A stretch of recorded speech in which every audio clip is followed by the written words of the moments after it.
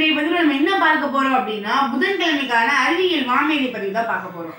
என்ன அப்படின்னா இந்த இடத்துல நம்ம இன்னைக்கு பல சாக்லேட்டுகளை பல இனிப்புகளை நம்ம சாப்பிடுறோம். அந்த இனிப்புகள்ல நோ சுகர் நோ ஃபேட் அப்படின்னு சொல்லி எழுதியிருக்கும். நோ ஃபேட்ன்றது ஒத்துக்கலாம், ஆனா நோ சுகர்னு சாக்லேட் எழுதியிருக்காங்க. ஆனா சாக்லேட் சாப்பிட்றதே இனிப்புக்காண்டி தானே அப்படின்னு நீங்க எல்லாம் என்னைக்காவது யோசிச்சிருக்கீங்களா? அதுக்கு காரணம் அதுல இருக்க ஆர்டிபிஷியல் சுகர். அதாவது என்னது ஆர்டிபிஷியல் சுகர், என்னமா வினோதமா சொல்ற அப்படின்னு நீங்க கேக்குறீங்கல்ல, அதை பத்தி தான் இன்னைக்கு நம்ம பதிவுல பார்க்க போறோம். இந்த ஆர்டிபிஷியல் சுகர் அப்படின்றது உண்மையிலே நம்ம உடம்புக்குள்ள சுகர், அதாவது சுகர் பேஷண்ட்ஸ் எல்லாம் சுகர் இனிப்பு சாப்பிடக்கூடாதுன்றது ஒரு இதுதானே. ஆனா இந்த ஆர்டிபிஷியல் சுகர் போட்ட உணவை சுகர் பேஷண்ட் சாப்பிடலாம். அவங்களால அந்த சுகர் எந்த இடத்துலயுமே இந்த ஆர்டிபிஷியல் சுகரால இன்க்ரீஸ் ஆகாது. என்னது ஆர்டிபிஷியல் சுகரால சுகர் பேஷண்ட் இனிப்பு சாப்பிடலாமா அப்படின்னு நீங்க கேட்டீங்கன்னா ஆமா, இது உண்மைதான்.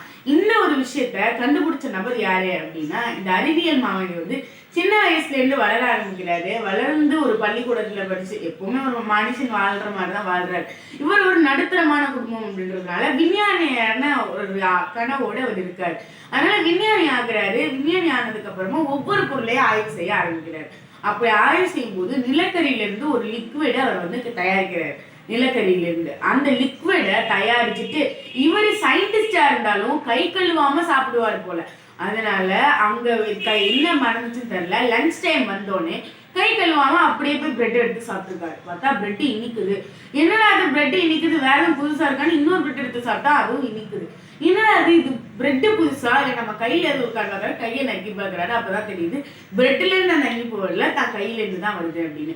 அதுக்கப்புறமா அந்த இனிப்பை அவர் சாப்பிட்டதுக்கு அப்புறமா தான் புரியுது இது நம்ம சாப்பிட்டதுனால ஒண்ணுமே ஆகலை, அதனால இதுக்கு ஒரு பிரச்சனையும் கிடையாது அப்படின்னு சொல்லி அவர் முடிவு பண்ணி இந்த ஒரு விஷயத்த எல்லா இடத்துலையுமே பரவணும் அப்படின்னு நினைச்சு இந்த அறிவியல் மாமேதை எல்லாருக்குமே இந்த ஆர்டிபிஷியல் சுகரை இவர் அறிமுகப்படுத்துறாரு. இந்த ஆர்டிபிஷியல் சுகருக்கு பேர் தான் சாக்ரின் அப்படின்னு சொல்ல போற இந்த சுகர். இன்னைக்கும் இதை நிறைய பேர் பயன்படுத்திட்டு வராங்க. இதனால நிறைய பேர் பயனடைகிறாங்க.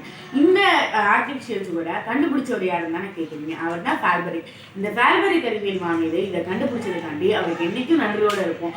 அதனால அவர் கை கழுவாம உணவு சாப்பிட்டதுனால இந்த கண்டுபிடிப்பு உருவானுச்சு அப்படின்றதுனால நீங்களும் கை கழுவாம உணவு சாப்பிடாதீங்க. ஏன்னா சுத்தம் தான் நமக்கு சோறு போடும். சரி, உங்களிடம் விடைபெறுவரே நான் உங்கள் விஷா திருவிழா ஊராட்சி ஒன்றிய 2 சபை பகுதியில் அடுத்த பஞ்சு உங்கள் சிந்தனை. நான் நன்றி.